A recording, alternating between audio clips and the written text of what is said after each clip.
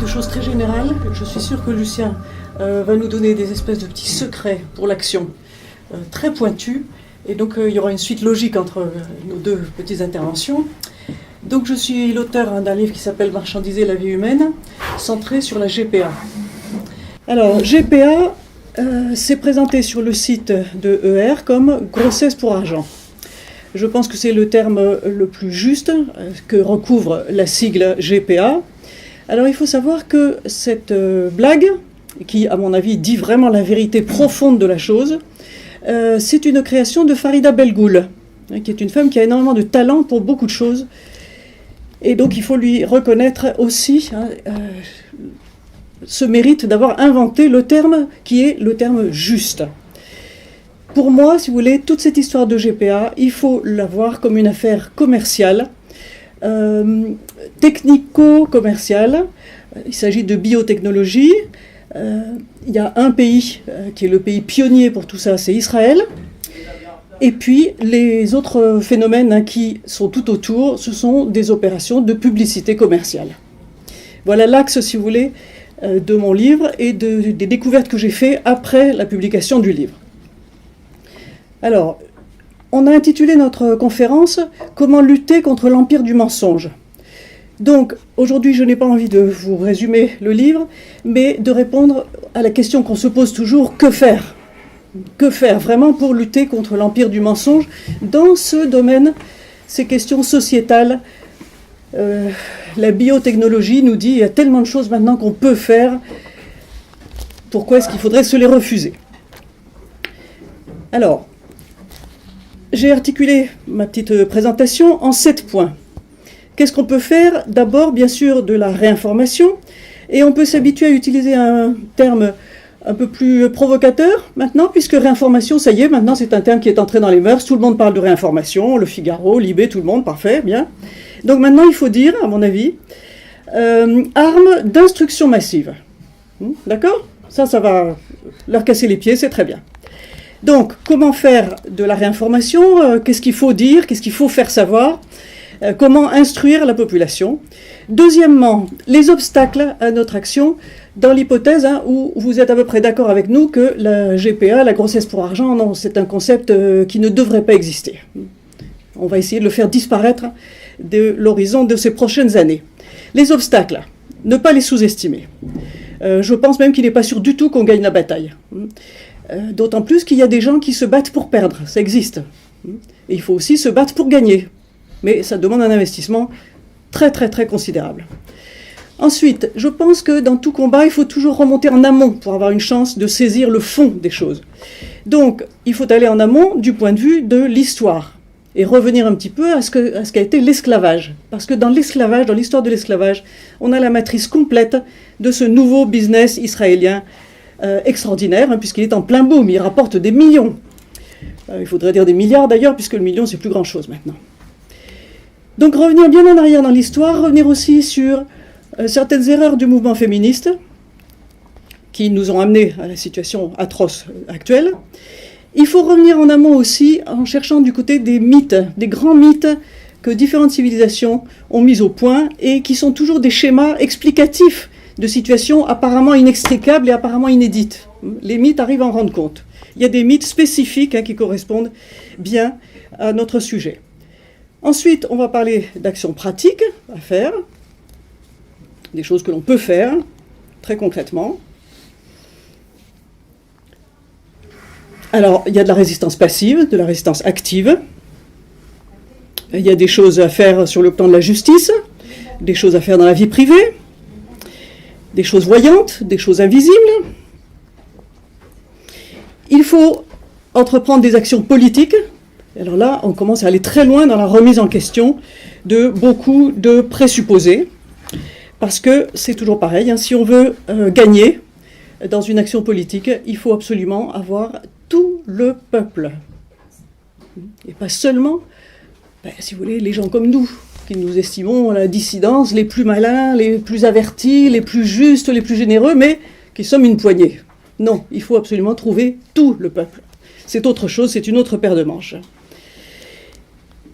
Et enfin, je conclurai donc avec une petite blague si vous voulez, la preuve de l'existence de Dieu par la répression.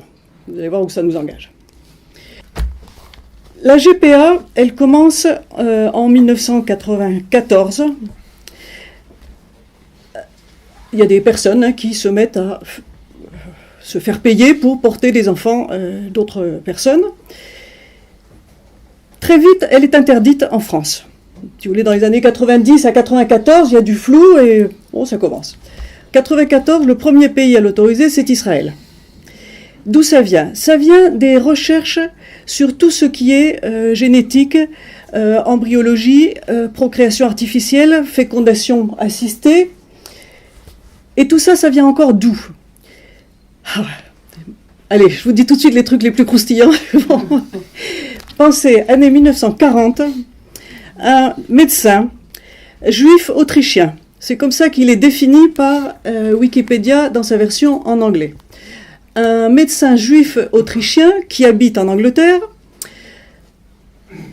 Sa femme possède une clinique de fertilité et il fait de l'insémination artificielle comme on fait depuis les années 1880 sur les animaux d'élevage, les vaches et les juments en particulier. Et donc ça commence, l'insémination artificielle pour les femmes qui n'arrivent pas à avoir d'enfants. Années 70, ce docteur qui s'appelle Berthold Wiesner, il est dénoncé par un de ses fils. C'est lui qui fournissait le sperme pour sa clinique de fertilité. Il garantissait aux dames de sa clientèle qu'il avait des donateurs de sperme qui étaient des gens, des étalons formidables, avec des qualités surhumaines, en particulier intellectuelles. Bon, ben, c'était lui-même, donc il savait de quoi il parlait. Bon. On calcule qu'il en a probablement fait entre 600 et 1000, des enfants comme ça. Il n'a jamais été jugé parce qu'il est mort, sa femme aussi, ils avaient détruit toutes leurs archives. Et les enfants nés qui ont pu savoir donc d'où ils venaient.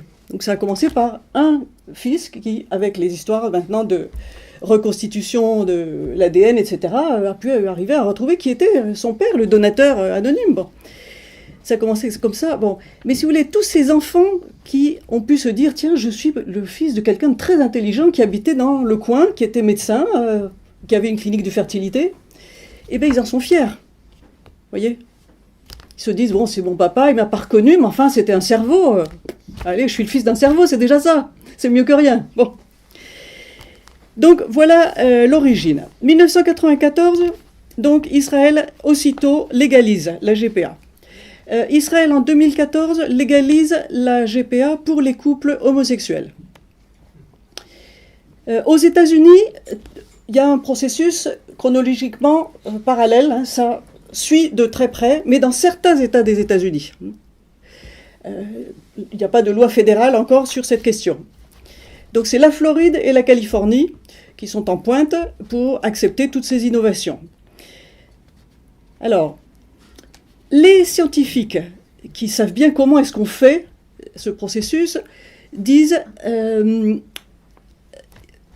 pourquoi est-ce qu'on n'a pas fait tout ça plus tôt? Parce qu'en fait, avec toutes les techniques qu'on a d'insémination artificielle sur les vaches et les juments, on aurait pu faire ça beaucoup plus tôt avec l'espèce humaine. Ils disent c'est pas très compliqué finalement comme bricolage.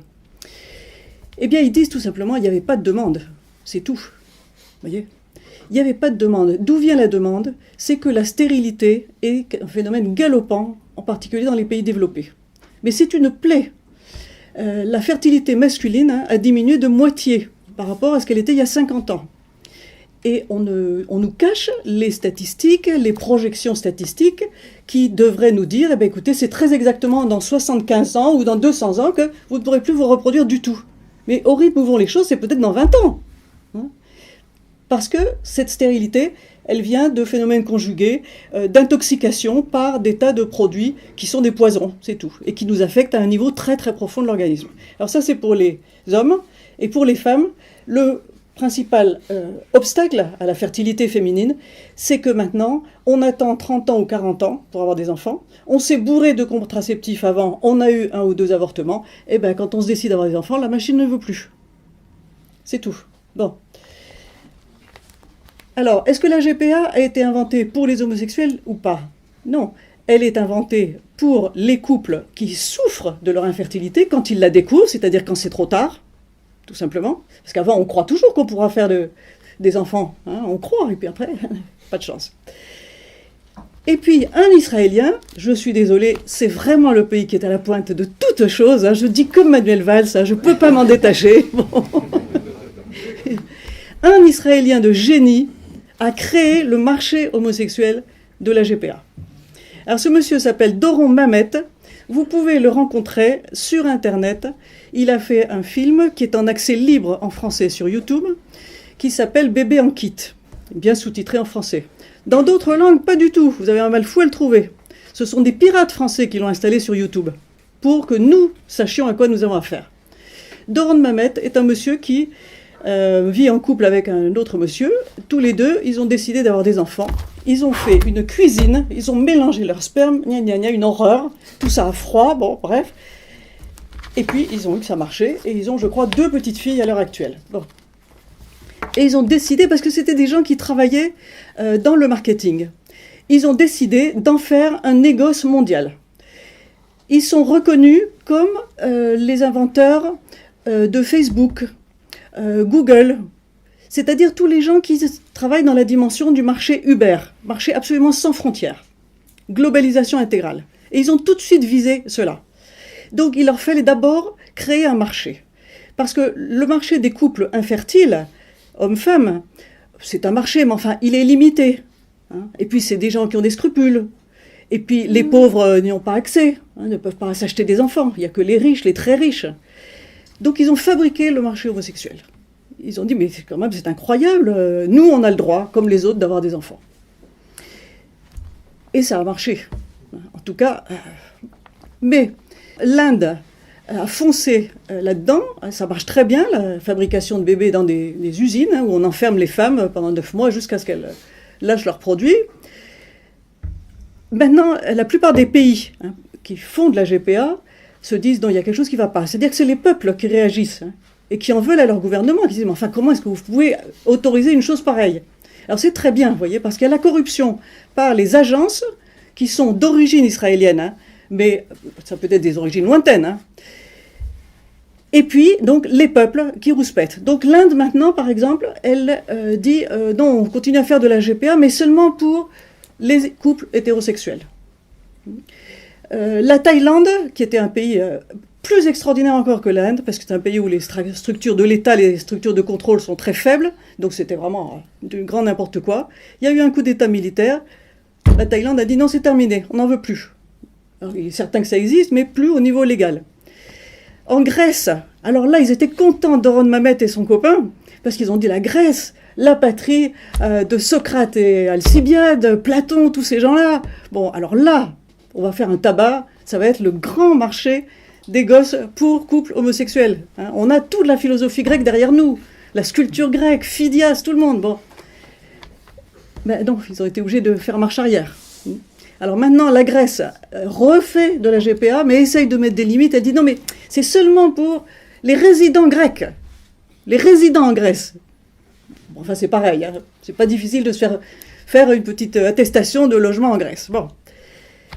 Mais partout, vous avez des freins. Voyez ? Donc la Thaïlande, c'est fini, le Népal, c'est fini, l'Inde, piano, piano, le Mexique se défend, il y a 2 États au Mexique qui en font. Aux États-Unis, c'est une terrible bagarre dans chaque État, etc., etc. Bon. Alors, Il y a l'Afrique, non? L'Afrique. Oui. Alors, en Afrique, phénomène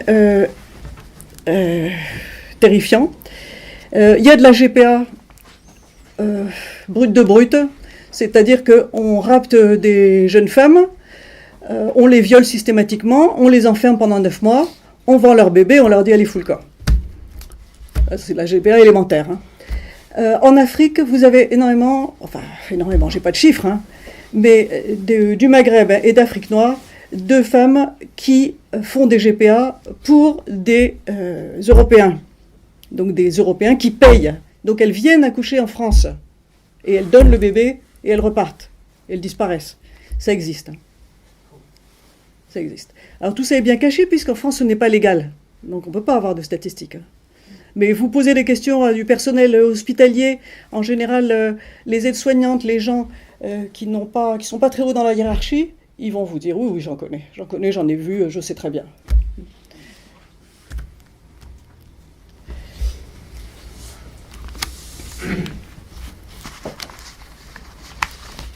Donc pour Israël, ça suffit pour le moment. J'ai fait un article hein, où tout est beaucoup plus détaillé. Vous le trouverez sur Internet facilement. Vous mettez mon nom, vous mettez le business israélien de la grossesse pour argent. Et puis voilà, vous allez trouver tout de suite. Avec beaucoup de détails. Donc ça fait partie des choses hein, qu'il faut dire, qu'il faut faire savoir aux gens. Les laboratoires israéliens sont fantastiques hein, pour fabriquer des embryons, pour vendre des embryons, hein, parce que tout ça c'est avec des cellules masculines et féminines congelées. Ensuite on fabrique un embryon qui est congelé et après on l'envoie en Inde ou ailleurs. Et puis après les parents acheteurs vont chercher le bébé, le produit, là où il a été fabriqué. Bon.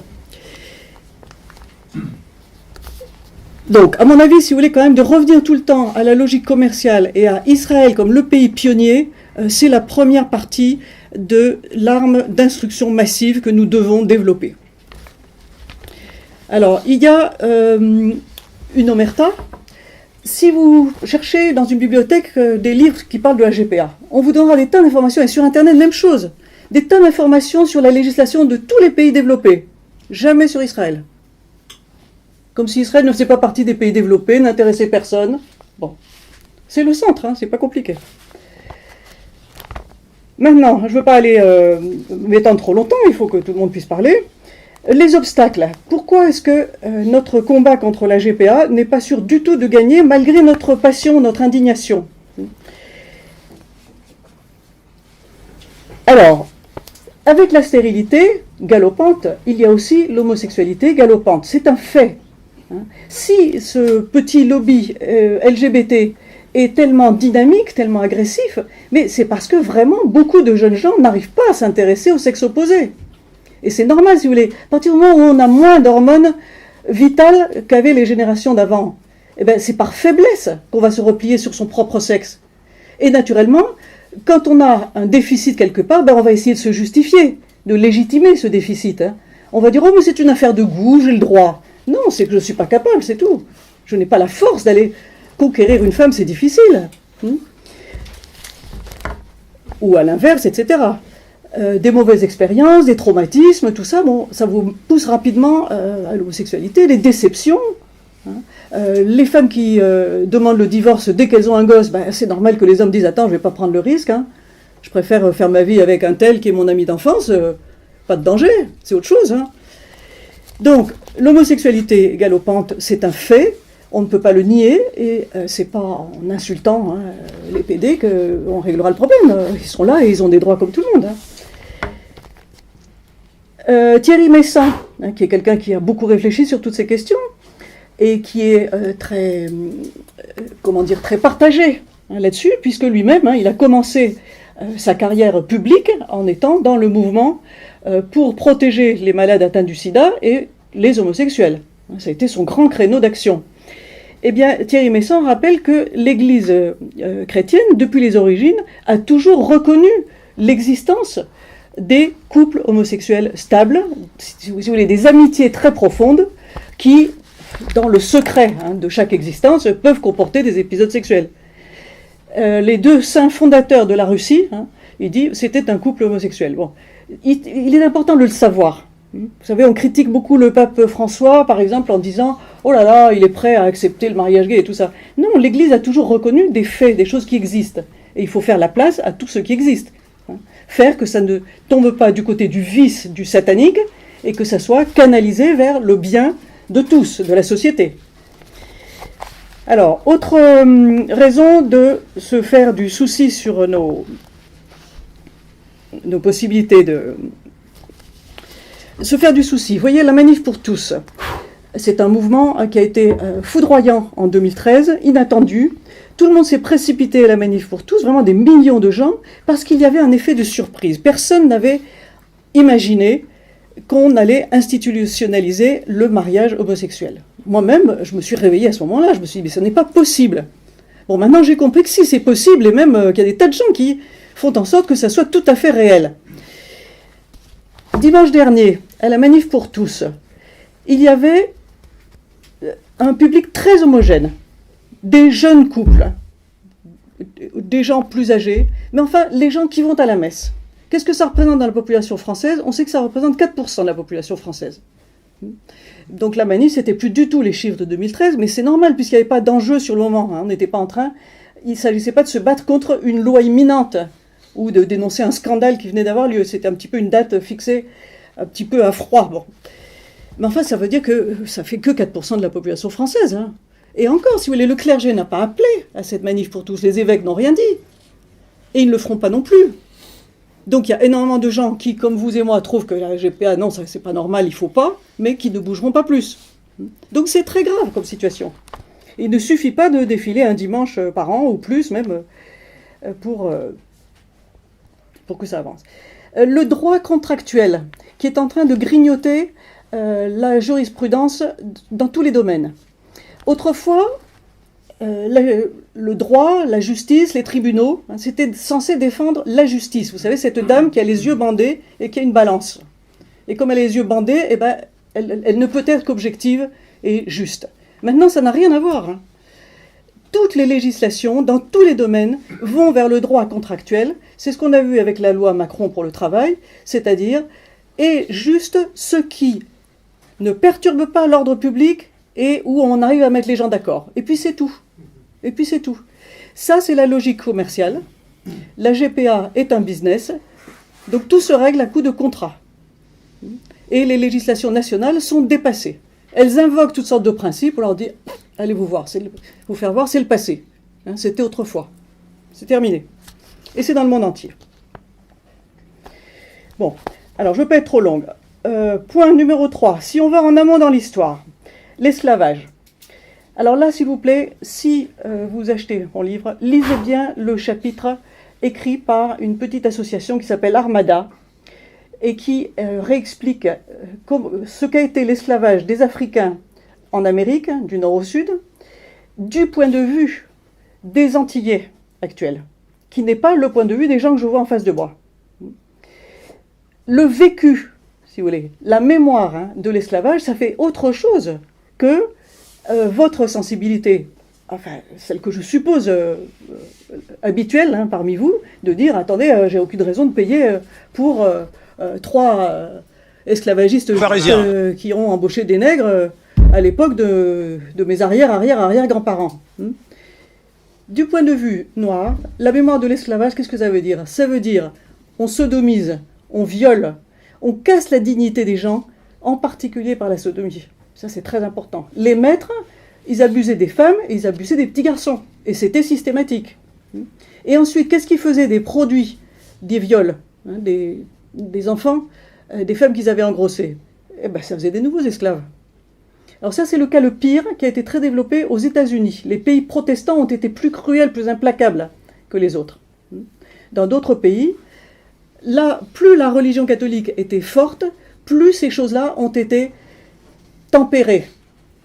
Les maîtres ont libéré beaucoup de femmes avec qui ils avaient eu une aventure et qui finissaient par aimer. Libérer leurs enfants bâtards. Voyez ? Mais pour celui qui descend d'une famille où il sait qu'il y a eu de l'esclavage et qu'il est quelque part le descendant d'un enfant non reconnu par son propre père, eh ben ça c'est une douleur qui ne se pardonne pas facilement, voyez. Donc la mémoire de l'esclavage, elle est très importante pour comprendre comment raisonnent les esclavagistes. Les gens qui vendent de la GPA, ce sont des trafiquants d'êtres humains. Alors il faut revenir sur ces mécanismes-là pour voir comment raisonnent ces gens-là. Ils mettent en esclavage des femmes, esclavage provisoire, mais c'est la nouvelle définition de l'esclavage, ça tous les juristes français sont d'accord et ont beaucoup travaillé là-dessus, l'esclavage est toujours interdit, même dans ses nouvelles formes. On a aboli certaines formes d'esclavage, mais l'esclavage il se reproduit lui-même, il y a de nouvelles formes d'esclavage.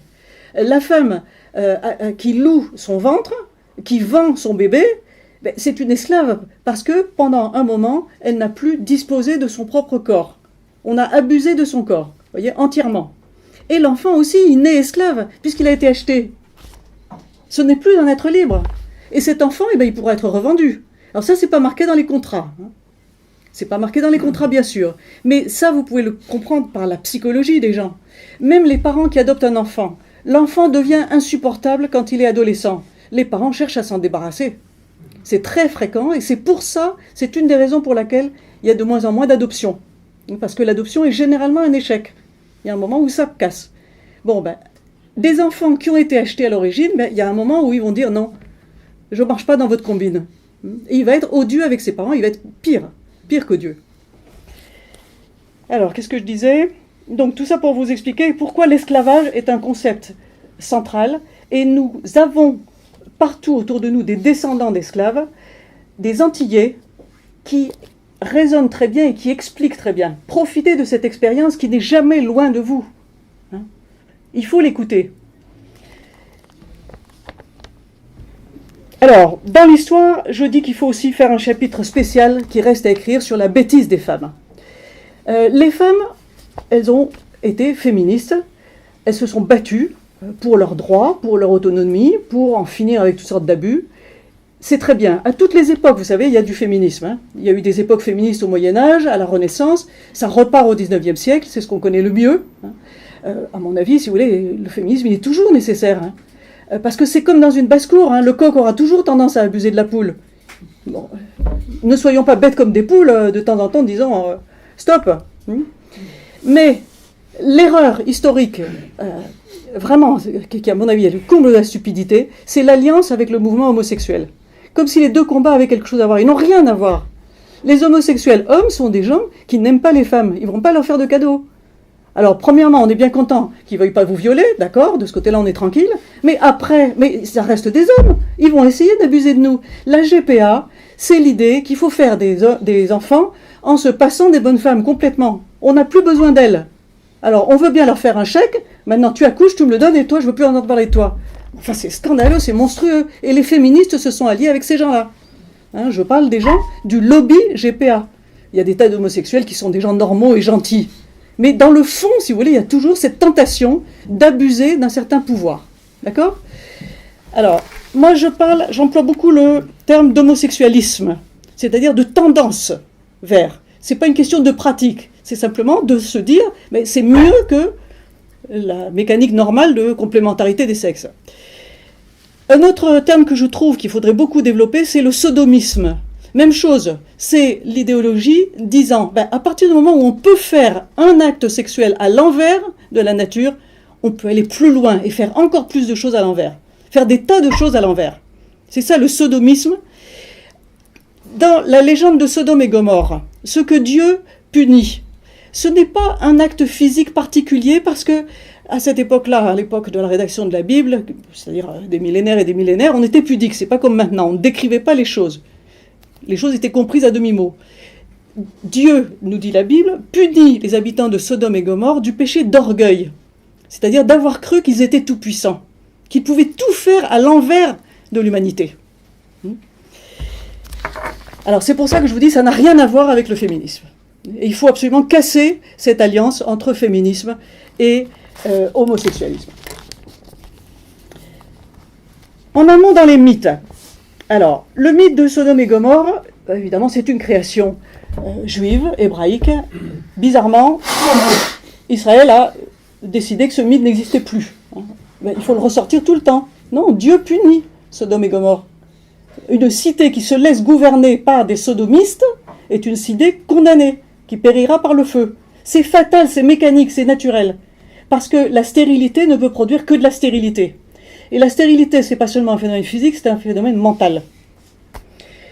Donc on peut faire de la caricature d'engendrement, vous voyez, à partir du sodomisme. Mais ce ne sera jamais que de la caricature, ce ne sera pas de la vraie reproduction. La vraie reproduction, c'est celle qui épouse la nature, qui dit, pour faire des enfants, il faut avoir un minimum de compréhension avec les femmes. Bon. Alors, mythe fondamental pour nous, celui de Frankenstein. C'est ça le mythe qui décrit le phénomène de la GPA. Le savant fou qui décide de faire une créature à partir de morceaux de cadavres, vous voyez, en découpant des gens, en les mettant en pièces. C'est ça la GPA, puisqu'il s'agit de dire, une maman ça compte pas, on va en prendre une qui va me donner des ovules, une qui va porter le bébé 9 mois, un peu moins d'ailleurs, vous savez, parce que ça finit toujours par césarienne, parce que comme ça, le client peut prendre son billet d'avion d'avance, savoir pour quelle date ce sera, et puis la maman qui est censée accoucher, elle ne risque pas de dire « mais c'est mon bébé, je veux le garder ».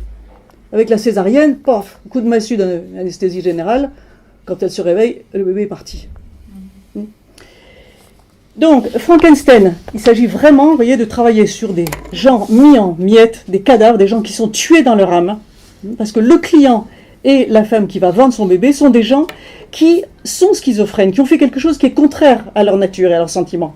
Ils savent bien qu'il ne faut pas faire ça. Ils se sont violés eux-mêmes. Le monstre de Frankenstein, c'est quelqu'un qui, dès qu'il arrive à maturité, il est très puissant, il a beaucoup de force. Mais à quoi il va utiliser sa force? À tuer ses frères et sœurs. Donc c'est un danger public, c'est un monstre. Et il va essayer de tuer son père aussi, bien sûr. Hein, mais avant tout, ses frères et sœurs. Donc c'est un monstre. On fabrique, avec la GPA, on fabrique des monstres. Alors, un autre... Ah oui, alors là je vous signale, hein, Farida Belgoul est quelqu'un qui a joué un rôle fabuleux en 2013-2014 en tant qu'oratrice. Moi j'ai été bouleversée le jour où je l'ai entendue dans une émission ressortir l'histoire d'Adam et Ève.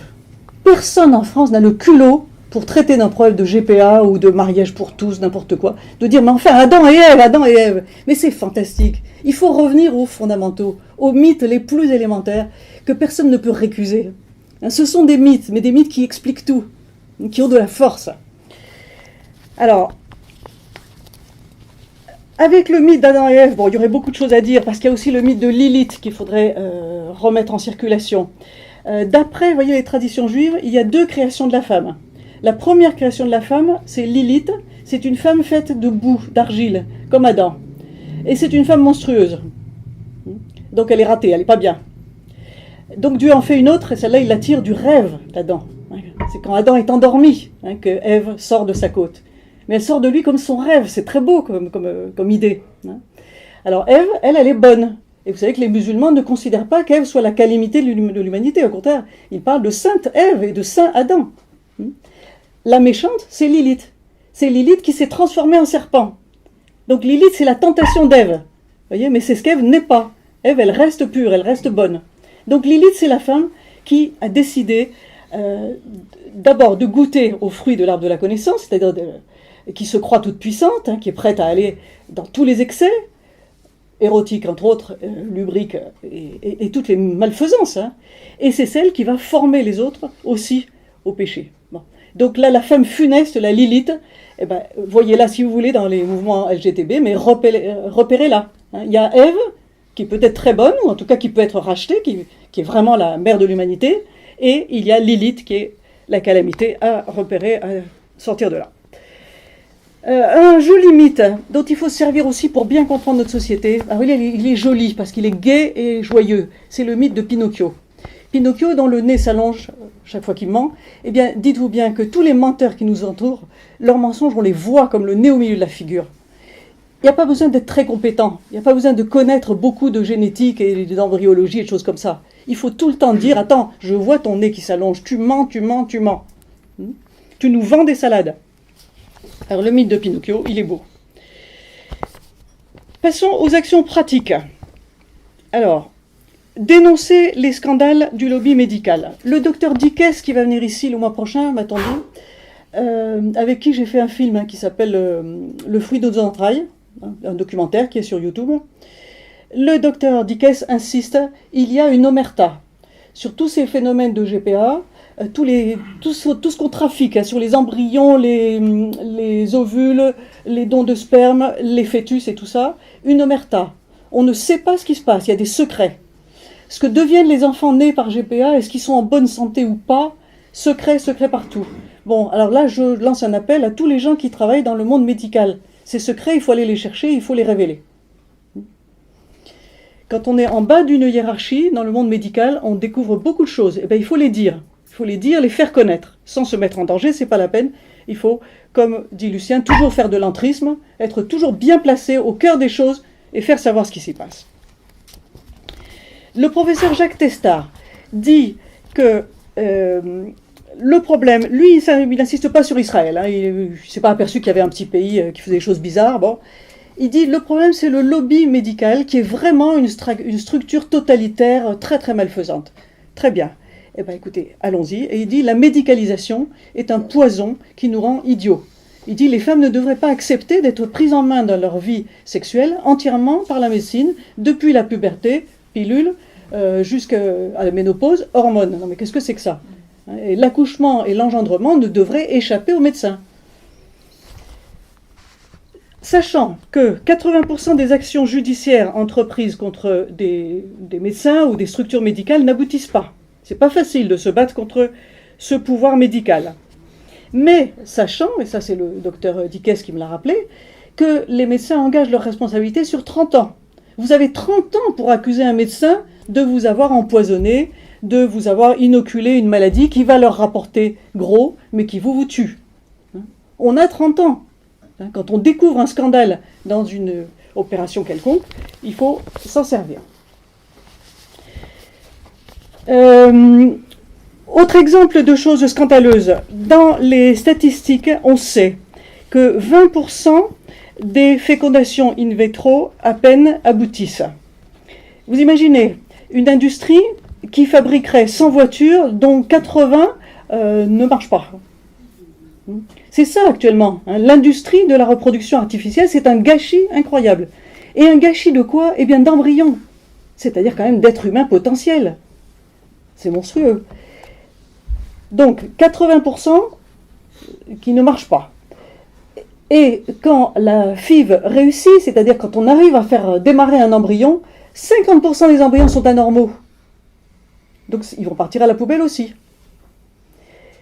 Alors là, c'est intéressant parce qu'on se retrouve dans la logique des résistances à l'esclavage.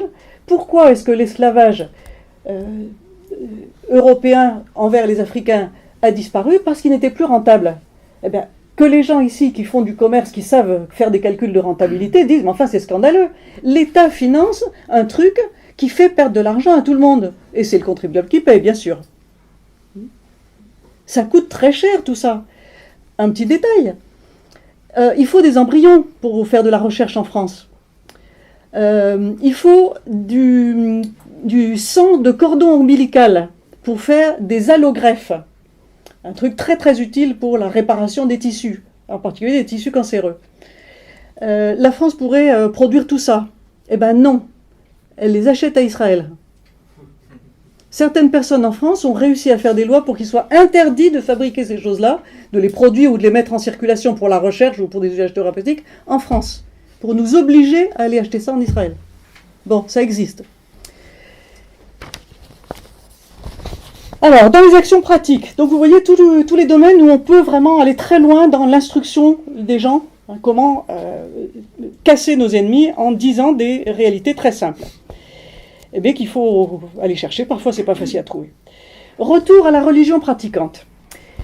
J'insiste, parce que quand on va en amont, on se dit, attends, si je suis contre la GPA, je suis contre le mariage gay, parce que c'est ce qui, juridiquement, permet d'aller vers la GPA pour tous. Sans ça, c'est pas possible.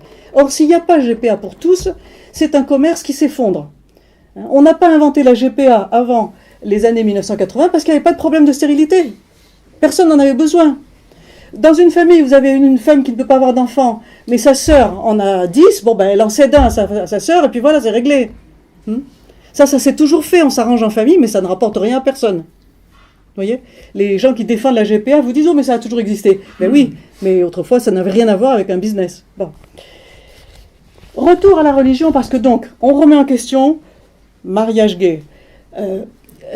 Cette idée qu'on fait n'importe quoi avec son cul, bon, que le sexe c'est une liberté, c'est un droit, gna gna gna. On est obligé de remettre ça en question. Plus on va en amont, plus on s'aperçoit qu'on revient à la religion catholique qui est la plus cohérente, la plus rigoureuse, la plus systématique, qui permet d'aller à la racine des choses.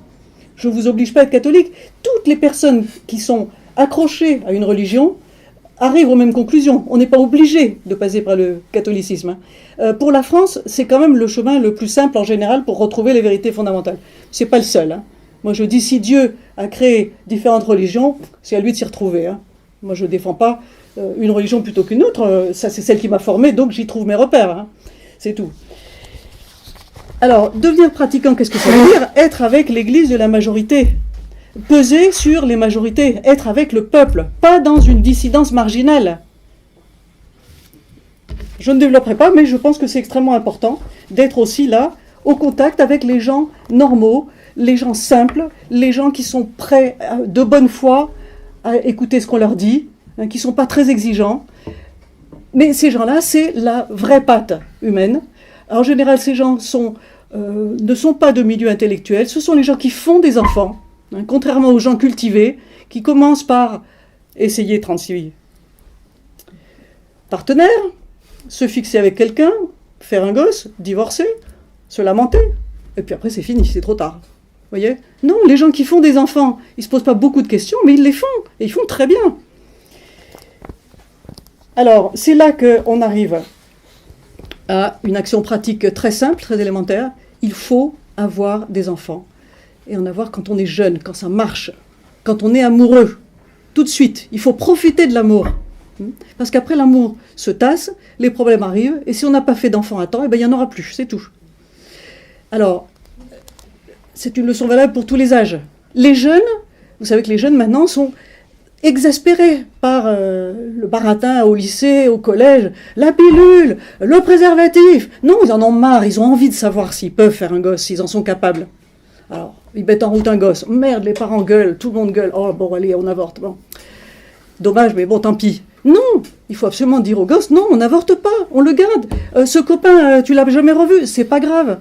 Nous, on sera ses parents, nous, on sera sa famille. Nous, les grands-parents, on va vous aider. Hein. Nous, les grands-parents, on a un logement, on a une retraite, on a du temps libre. Eh bien, on met tout ça à la disposition des enfants. Et si on n'est ni parents, ni grands-parents, ni jeunes, ni capables d'avoir des enfants, eh bien, on est oncle, on est tante, on est cousin. On peut tous rendre service. On peut tous faire redémarrer le bonheur de l'amour qui fabrique des enfants, parce que l'amour fait les enfants. Alors tout ça pour moi c'est de l'action militante et de l'action pratique. Il suffirait, vous voyez, que tout le monde ait des enfants pour que les marchands de GPA aillent se rhabiller. Il faut leur couper le marché. Il faut boycotter ce marché, comme on boycotte certains produits. Et sachez-le, les commerçants sont très sensibles au boycott. Il paraît qu'aux États-Unis, presque tout ce qu'on mange est à peu près cachère. Pourquoi ? Tout simplement parce qu'une infime partie de la population dit « Ah, c'est pas cachère, j'en veux pas ». Mais ça suffit, vous voyez, parce qu'ils vont boycotter un magasin entier parce qu'ils vendent du cochon. Vous voyez ? Donc tout le monde dit « Oh là là, on va pas vendre de cochon, on sera plus tranquille ». Donc le boycott, ça marche. Et c'est un lieu où une action très minoritaire donne des résultats énormes. Donc il faut s'en servir. Alors maintenant, action politique, puis j'ai fini, je laisse la parole. Action politique. Je vous disais, à la Manif pour tous, le public était très homogène, convaincu. Moi j'avais ma pancarte qui disait non à la grossesse pour argent. Tout le monde regardait ma pancarte et disait ah ben oui, on est d'accord, on est d'accord. Pas un orateur n'a osé employer ce terme. Parce qu'il serait traité d'antisémite. Quoi ? Argent ? Ouh là là, ça veut dire juif. Ou antisémite, oui, d'accord, antisémite. Donc les dirigeants de la Manif pour tous ont très peur de foncer dans ces histoires de marché. Bon. Je dis, il faut foncer dans les histoires de marché, et nous aussi, il faut que nous élargissions beaucoup notre audience, notre marché, si on voulait parler comme les gens qui font du marketing. Qui sont les gens les plus sensibles, les plus indignés, à part nous ou les catholiques en général, si vous voulez ? Eh bien, ce sont tous les gens qui ont une culture religieuse forte.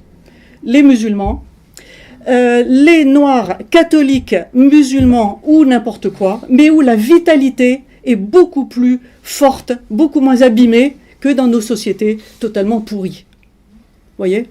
Donc, il faut retrouver premièrement les catholiques noirs. Vous le savez très bien, si vous rentrez dans une église normale, dans un quartier populaire, les gens qui vont à la messe le dimanche, eh ben, ils sont plus noirs que blancs. Et ça va augmenter. Mais ces gens-là, ils savent ce qu'ils veulent. Ils sont beaucoup plus courageux que nous. Pourquoi est-ce qu'il y a tellement de noirs dans tout ce qui est les métiers de la sécurité, de la police et tout ça ? Parce que ce sont des gens qui ont du courage physique. Ils n'ont pas peur d'y aller. Mais il faut mettre tout ça à profit. Et si vous voulez, dans toutes les guerres, on a toujours mis des Africains en première ligne. Eh bien, ça continue. Il faut continuer à mettre les Africains en première ligne. Et ils sont d'accord. Il faut aussi leur rendre leur rang. Les officiers noirs, ça existe. C'est pas que la piétaille, hein. Non, non, non, l'intelligence noire, elle existe. Mais il faut absolument aller la chercher et lui donner toute sa place. Alors ça, c'est mon expérience à moi, qui suit par mes enfants de famille cubaine. C'est l'enseignement de l'Amérique. Mais vous savez très bien que nos sociétés européennes, maintenant, toutes sortes d'instances veulent les rendre comparables aux sociétés d'Amérique, c'est-à-dire des sociétés faites de vagues migratoires qui se neutralisent les unes les autres. Bon, mais ça, c'est l'histoire de l'Amérique latine. Pendant des siècles, on a constamment déplacé des gens pour que jamais il se constitue une nation solide, une nation qui exprime une volonté de souveraineté, de dignité, etc. C'est ça qu'on veut nous imposer ici. Bon, eh bien, les histoires des guerres d'indépendance du monde hispanique, celles que je connais à fond, nous enseignent. Vous ne ferez jamais rien si vous n'avez pas le peuple le plus humble, le plus modeste avec vous. Et ce sera toujours la population noire, partout, sur tous les continents. C'est comme ça. Il faut faire avec et il faut en tenir compte. Et les plus grands généraux, dans toutes ces guerres d'indépendance, eh bien, ils sont noirs. Parce qu'ils sont très courageux, qu'ils ont cette connaissance, si vous voulez, depuis le bas de la société. Vous voyez ? Eux, ils savent de quoi on parle quand on parle d'oppression, d'humiliation, de dignité. Hein, ça a un sens beaucoup plus fort que pour des gens qui n'en ont pas pâti de ces distorsions. Donc, premièrement, les catholiques noirs, ils existent et je veux qu'on leur donne leur place. Vous savez qu'au Vatican, vous avez un cardinal noir guinéen, le cardinal Sarah, qui fait un travail formidable. Qui est ce qu'il y a de plus rigoureux en matière de politique familiale, qui est très très très intransigeant. Et ce n'est pas parce que c'est un personnage réactionnaire, d'extrême droite, pas du tout, c'est juste parce qu'il est entièrement africain. C'est-à-dire que la logique africaine, eh bien, il sait la faire passer jusqu'au niveau du Vatican. On ne transige pas, la famille c'est la famille, les enfants c'est la seule raison d'être, et s'il faut se sacrifier pour les enfants, on se sacrifie, etc. etc. Bon. Alors ensuite, rapprochement avec les musulmans. Vous pouvez mobiliser toute la population du Sud qui est en France, qui est installée depuis longtemps, qui a tous ses droits, dont tous les enfants vont à l'école avec les Français de plus longue date et qui sont l'avenir, tout simplement, soyons clairs. Donc, moi je dis, gagner la bataille contre la GPA avec la population du Sud, quel que soit son aspect, quelle que soit sa religion, c'est vital. C'est même notre seule façon de combattre Daesh. Daesh, c'est-à-dire les gens qui manipulent Daesh et qui veulent que la France entre en guerre civile. Parce que c'est ce qui les arrange. Je vous dis, c'est le schéma de l'histoire coloniale de l'Amérique. Des pays divisés, parfait, c'est des pays dont on fait ce qu'on veut. Si nous arrivons à créer un front commun spirituel, par exemple sur le thème de la GPA, mais on a bien vu que tous ces thèmes relatifs à l'intimité et aux familles, ils s'enchaînent. Un front sur ce domaine-là, sur ce plan-là, nous avons gagné. Mais il faut le créer. Il faut le créer et il faut supporter l'émergence de personnalités très courageuses, très encombrantes éventuellement, mais qui seules peuvent mobiliser les gens de leur propre milieu, de leur propre horizon. Et c'est normal. Chacun a sa clientèle dans son propre milieu, mais pas dans un milieu d'à côté. Si moi je vais dire, par exemple à Montreuil en ce moment, vous savez, il y a un scandale de pédophilie. Plusieurs enfants d'une école, dans un centre aéré, reviennent chez eux avec l'anus déchiré. Bizarre. Bon, bizarre. Eh bien, le cas le plus connu, ça s'est découvert au mois de juin à Montreuil, l'affaire du petit Caïs.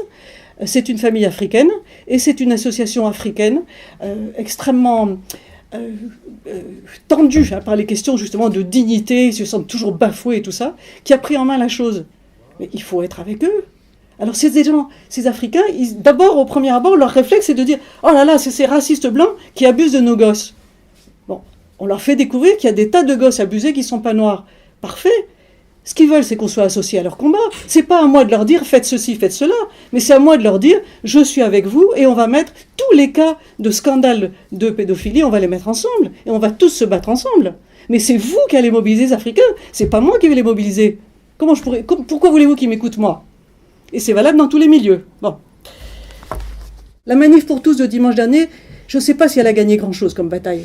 Les ténors les plus intéressants n'étaient pas là. C'est-à-dire les gens qui seraient venus d'ailleurs. José Bové, Simone Veil, qui regrette tellement sa loi sur l'avortement, parce qu'elle n'a jamais pensé que ça déboucherait sur un truc pareil.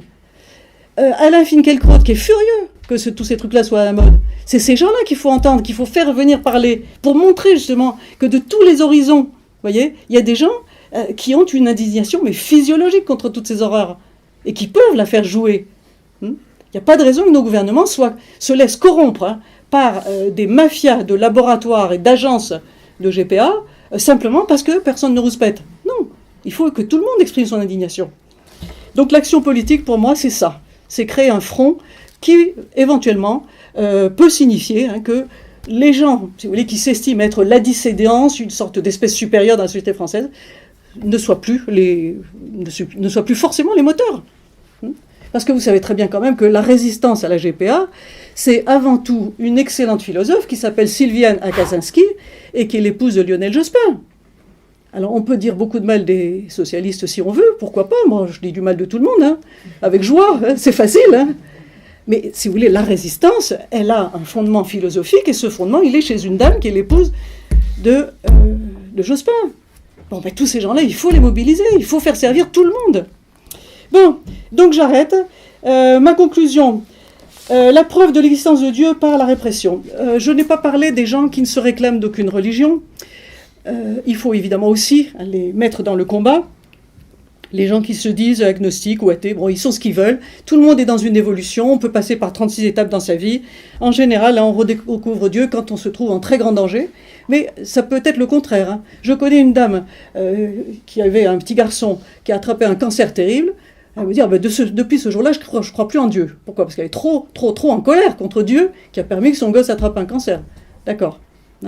Bon, mais moi je dis, si nous allons au sacrifice, si nous allons plus loin dans les actions que nous menons, nous prouvons l'existence de Dieu par la répression. Il n'y aurait pas de répression si l'enjeu ne le méritait pas. Vous comprenez ? Nous, on a l'impression donc que nos ennemis sont satanistes. Bon, il faut que nous prouvions, par le sacrifice, par la démarche du martyr, c'est-à-dire d'être prêt à tout, et toujours témoigner, toujours aller plus loin, prouver, si vous voulez, que nous avons raison, que nous sommes avec Dieu, avec la loi naturelle. C'est la même chose. Alors, donc je voudrais finir quand même par dernier mythe. Le mythe chrétien par excellence, la Sainte Vierge et Saint Joseph. La Sainte Vierge, c'est une jeune fille qui a été violée par le Saint-Esprit, soyons clairs. Elle n'avait rien demandé, elle se retrouve enceinte. Qu'est-ce que ça veut dire ? Si on l'interprète comme un mythe, les gens qui ne se réclament pas du christianisme peuvent très très bien l'accepter.